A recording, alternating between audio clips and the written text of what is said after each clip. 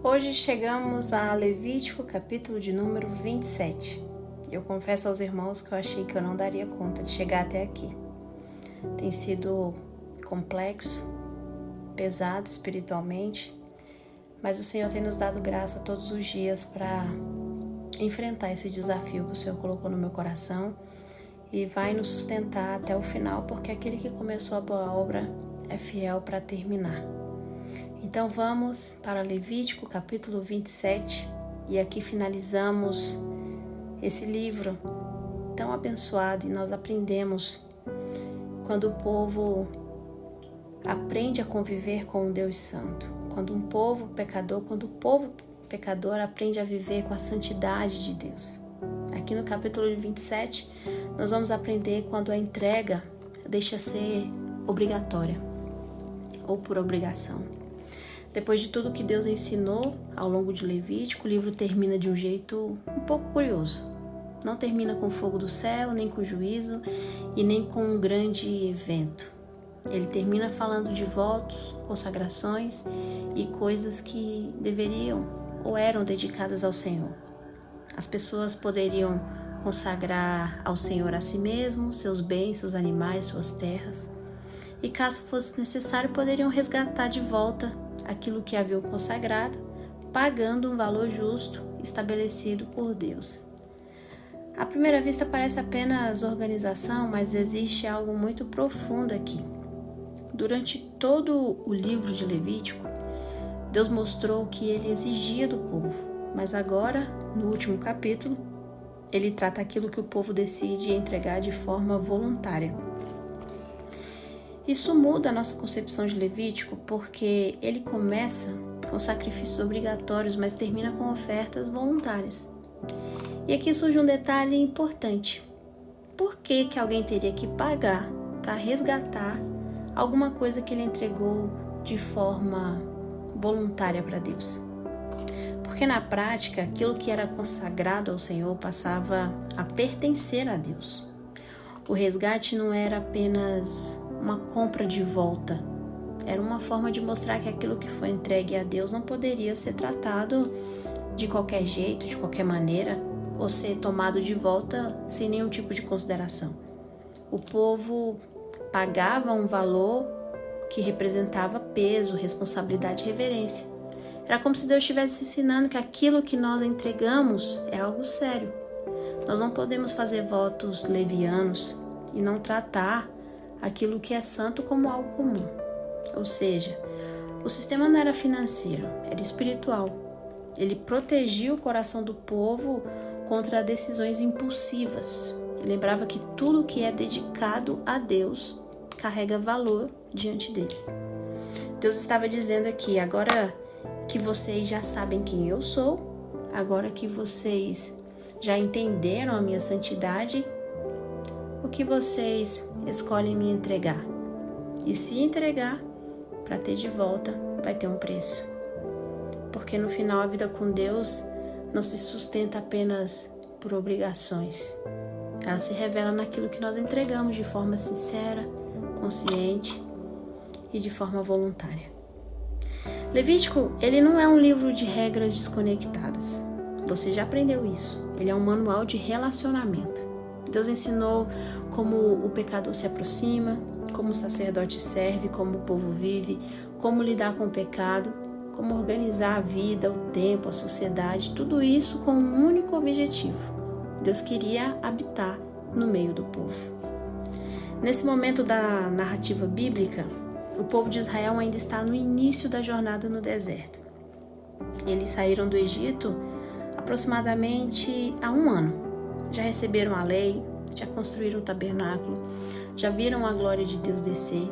Agora eles estão sendo organizados como uma nação. O caminho até Canaã não era muito longo. Em condições normais, eles poderiam concluir esse trajeto em poucos meses. E talvez você se pergunte por que demorou tanto tempo assim para o povo seguir, já que Canaã não era tão longe. A resposta é simples, mas carrega profundidade. Deus não estava atrasando o processo, Deus não estava perdido, Deus não estava preparando a terra porque ela já estava pronta. O povo é que não estava pronto para entrar em Canaã. Eles precisavam aprender quem era Deus, precisavam aprender a conviver com a santidade de Deus e eles precisavam obedecer, aprender a confiar, aprender a depender, se alinhar à vontade de Deus. Porque sair do Egito é que foi rápido. Difícil foi tirar o Egito do coração do povo. E isso levou tempo. O próximo livro, Números, começa com o povo se organizando. O povo é contado, as tribos são posicionadas, o acampamento é estruturado e a presença de Deus está no meio deles. Tudo está pronto para eles avançarem rumo a Canaã.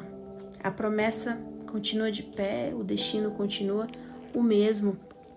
E eu tenho certeza que você vai se apaixonar pelo livro de Números. Não é apenas um livro de genealogias soltas ou lista de pessoas. Você vai entender como cada capítulo foi formado e o porquê.